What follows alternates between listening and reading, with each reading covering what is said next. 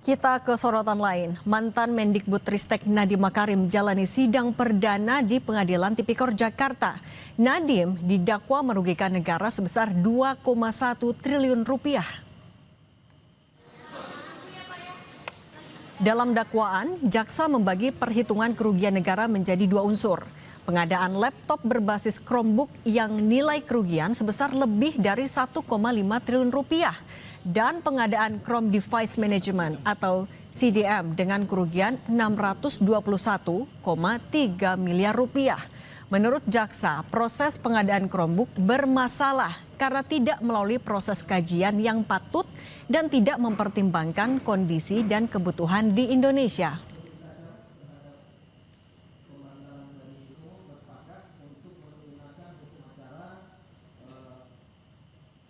Sidang perdana Nadiem digelar saat KUHP dan KUHAP baru telah diberlakukan. Majelis Hakim bersama pihak kuasa hukum dan jaksa penuntut umum sepakat sidang digelar dengan menggunakan KUHAP yang baru.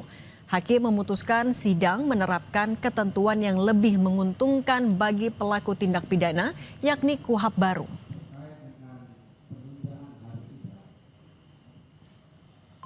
Ini kan ada peralihan, ya, sebagaimana kita ketahui. KUHP dan KUHAP baru berlaku sejak tanggal 2 Januari 2026. Nah, uniknya dengan perkara saudara ini, saudara kan dilimpahkan pada tanggal 9 Desember. Ya, itu sebelum berlakunya KUHP dan KUHAP yang baru. Kita agendakan di tanggal 16 Desember, ternyata saudara tidak bisa dihadirkan. 23 Desember juga tidak bisa dihadirkan, dan hari ini baru dilakukan pembacaan dakwaan dengan kehadiran saudara di saat berlakunya KUHP dan KUHAP per tanggal 2 Januari 2026. Demikian ya. Olehnya itu sebelum kita lanjutkan ya, ini supaya kita sama, ini karena masa peralihan, kami ingin menanyakan atau mendengarkan tanggapan ataupun sikap dari penasihat hukum dengan berlakunya KUHAP dan KUHP. Sikap kami tentunya akan mengikuti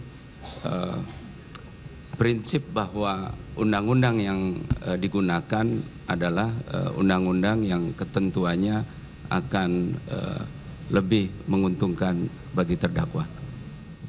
Perkara atas nama terdakwa Nadiem Makarim kami melimpahkan pada saat berlakunya undang-undang yang lama, sehingga dalam substansi pidana materialnya kami masih menggunakan dan kami masih berpendapat tetap menggunakan Undang-Undang Nomor 31 Tahun 99 junto Undang-Undang 20 Tahun 2021. Karena pelimpahan perkara di pengadilan sudah masuk tahap pemeriksaan karena sudah ada penetapan hakim dan penetapan hari sidang.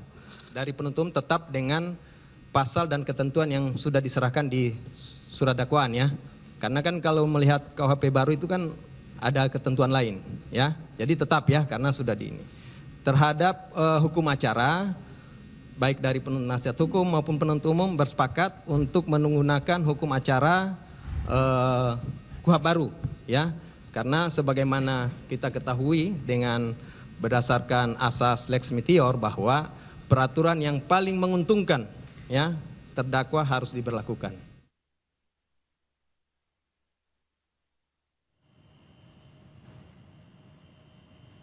Menteri Hukum Supratman Andi Aktas menyatakan saat ini masih dalam masa transisi dari KUHP dan KUHAP lama ke aturan baru. Menkum memastikan tidak akan ada kendala dalam masalah ini. Terkait kasus yang berjalan, sementara masih menggunakan proses hukum acara lama.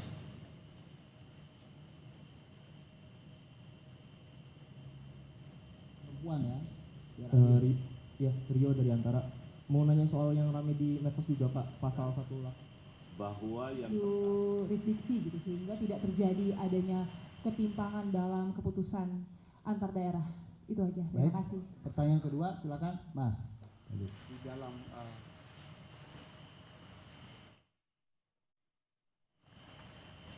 Saudara, KUHP dan KUHAP yang baru telah diberlakukan sejak 2 Januari kemarin. Hari ini sidang perdana Nadiem Makarim telah gunakan KUHAP baru, namun dakwaan jaksa masih gunakan ketentuan yang lama. Lalu bagaimana proses ini akan berjalan? Kita ulas bersama mantan Hakim Agung Gayus Lumbun yang telah bergabung melalui sambungan virtual di sore hari ini. Selamat sore Prof Gayus. Selamat sore. Ya Prof, Anda ngelihat tadi yang disaksikan kita bersama, sidang Nadiem kali ini, Nadiem Makarim. Apakah wajar terjadi dakwaan dan proses acara yang berbeda aturan dengan yang digunakan? Saya berpendapat bahwa undang-undang itu tidak hanya berdasar prosedural saja, tapi bagaimana esensial dari persoalan ini yang bisa diselesaikan. Kalau katakan ini baru dalam tahap transisi, sudah 2 tahun lebih ya permasalahan mengenai undang-undang yang baru disahkan untuk berlaku 2 tahun kemudian, yaitu 2026 ini Januari. Tentunya waktu itu masih menggunakan yang lama. Kemudian saya mendengarkan tadi Pak Menteri Hukum sebagai penggagas revisi melalui jalur pemerintah yang diwakili oleh Menteri Hukum, tentunya sudah menjamin tadi bahwa tidak akan ada gangguan sama sekali dan masih menggunakan yang lama. Apalagi perkara ini sudah dimulai sebelum diberlakukannya undang-undang yang baru. Jadi bagi saya persoalan yang penting adalah bagaimana hakim ini memerankan keadilan. Saya harus menyinggung sedikit mengenai bagaimana seorang hakim agung di Inggris ya, bernama Bernardus Maria Taverner. Beliau mengatakan bahwa sesungguhnya yang diperlukan itu adalah bagaimana kejujuran, sikap adil bagi penegak hukum.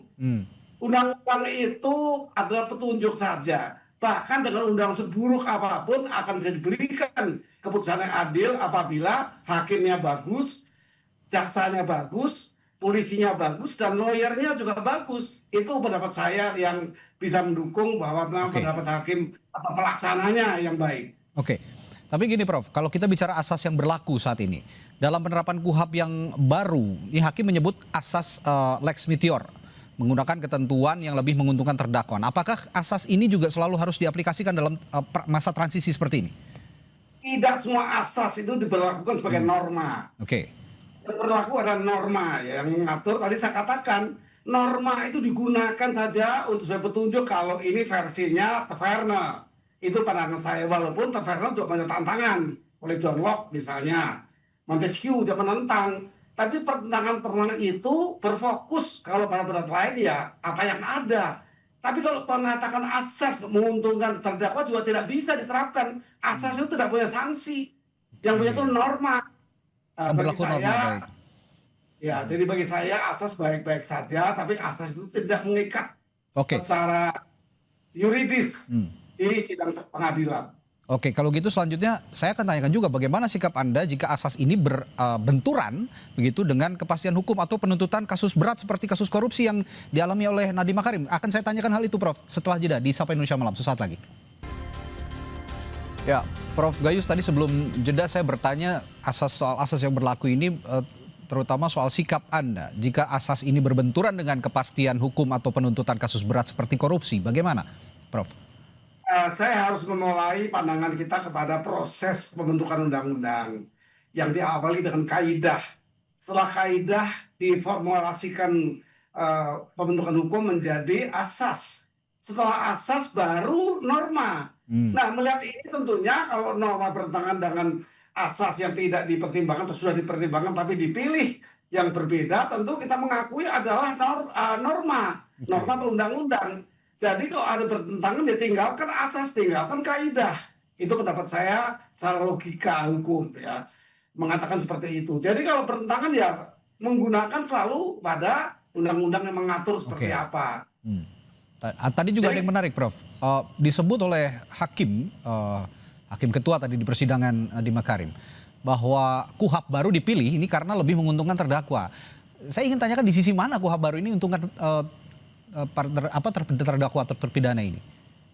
Paling tidak di revisi KUHAP itu ada beberapa pasal yang dipersoalkan dan bahkan sedang melalui gugatan ke Mahkamah Konstitusi.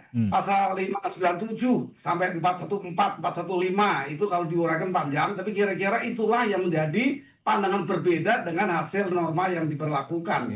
Tetapi bagi saya tetap harus menghormati norma dibanding asas.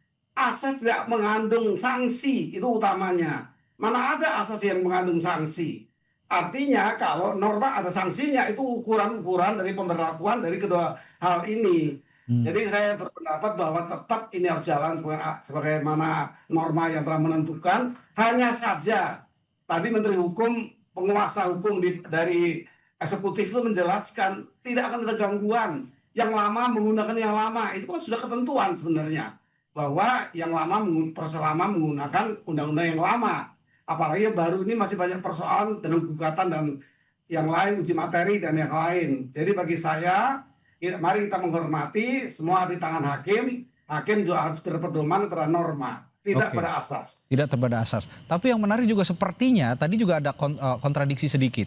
Kalau dari POV ataupun perspektif jaksa, sepertinya jaksa lebih memilih tetap menggunakan ketentuan KUHP yang lama dalam surat dakwaan.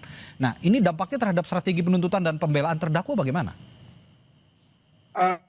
Dari penilaian tentu hakim itu penguasa persidangan. Tetapi jaksa juga merupakan satu integrated justice system. Ya. Jadi jaksa juga bukan terlepas dari haknya untuk melakukan penuntutan dan pendakwaan tadinya. Bagi saya perkara ini adalah milik jaksa. Jadi jaksa itu dominus litis, pemegang perkara atau pemilik perkara. Tentu punya hak yang tinggi untuk menentukan menggunakan yang mana. Jadi bagi saya karena perkara ini lama sebelum pengesahan diberlakukannya uang baru, tentu jaksa punya alasan yang kuat untuk menggunakan yang lama. Oke, lalu ini mungkin publik secara awam juga belum secara rinci mengetahui, Prof. Pengaruhnya KUHP lama dan KUHP baru itu apa sih bedanya untuk proses persidangan yang paling mencolok terlihat begitu ketentuan-ketentuan barunya? Saya mencatat paling tidak ada berapa pasal baik di KUHP maupun di KUHP. Ya. Nah di KUHP itu jelas sekali banyak pertentangan, hakim akan memutus seperti apa. Saya akan mengatakan kalau kebijaksanaan yang layak menunggu. Karena pemutusannya ada di Mahkamah Konstitusi. Mana yang diterima untuk dilakukan revisi dan mana yang tetap diberlakukan itu haknya Mahkamah Konstitusi. Alangkah baiknya kalau itu menunggu nanti terhadap apa yang sesuai untuk digunakan. Tetapi kalau saat ini saya masih merujuk pada jaksa penentu. Karena jaksa itu dominus litis, pemilik perkara. Dia mendakwa dengan undang-undang yang lama, baik KUHP maupun KUHP-nya. Ini berlaku pada waktu itu. Nanti putusan ini kan berjalan terus ini sambil mungkin ada pertimbangan baru, hakimlah yang berwenang untuk memastikan putusannya. Oke. Sebagai penutup, Prof, apa pesan Anda juga kepada publik dan juga penegak hukum terkait era baru hukum pidana ini, terutama rekomendasi Anda supaya proses transisi ini juga tidak kemudian melemahkan penegakan hukum dan juga perlindungan hak asasi juga tetap terjamin, begitu, Prof? Ya, tapi tidak terjamin hanya karena norma, tentunya bukan karena asas. Saya bukan hanya karena asas. Asas semua orang menghendaki seperti bunyi asas, tapi asas telah menjadi norma dalam proses pembentukan perundang-undangan. Jadi bagi saya publik harus mentaati pengadilan ini memutus atau mempertimbangkan seperti apa. Ada di pengadilan. Tapi jaksa tidak salah bagi saya karena proses penuntutan itu masih di masa berlakunya undang-undang lain yang tidak mungkin menggunakan yang baru yang belum ada. Jadi tetap jaksa sebagai pemilik perkara di pengadilan harus diterima pendapatnya atau putusannya. Oke, tapi Prof, ini sebelum saya tutup juga saya sempat teringat lagi tadi dengan pernyataan hakim yang sempat menanyakan ke jaksa dan penasihat hukum soal penggunaan KUHP baru. Ini ada yang menarik. Para hakim ini, terutama hakim ketua, menanyakan apakah ini nanti bisa digunakan KUHP baru atau tidak. Nah, mengapa tidak langsung diputuskan saja oleh hakim? Apakah ini menunjukkan hakim sebenarnya masih bingung juga atau ragu kira-kira? Tentunya ada asas lain, ya mungkin juga merupakan asas ini kalau hakim itu harus memberi keseimbangan. Tadi diingatkan hak asasi manusia juga merupakan dasar paling utama sehingga tidak melanggar asasi yang asasi lainnya. Tapi saya mengapresiasi hakim, dia menanyakan pilihannya. Apakah pihak terdakwa berpendapat lain dan JPU berpendapat yang lain. Tapi hakim lain memutuskan nanti. Namun ya saya berpendapat bahwa jaksa pendapatnya harus dihormati karena dialah pemilik perkara ini untuk diajukan ke pengadilan untuk mendapatkan keadilan. Oke, baik, terima kasih perspektifnya Profesor Gayus Lumbun, mantan Hakim Agung yang telah berbagi perspektif dan pandangannya soal KUHP dan KUHP baru. Selamat petang Prof, sampai jumpa lagi. Ya Pak, sama-sama.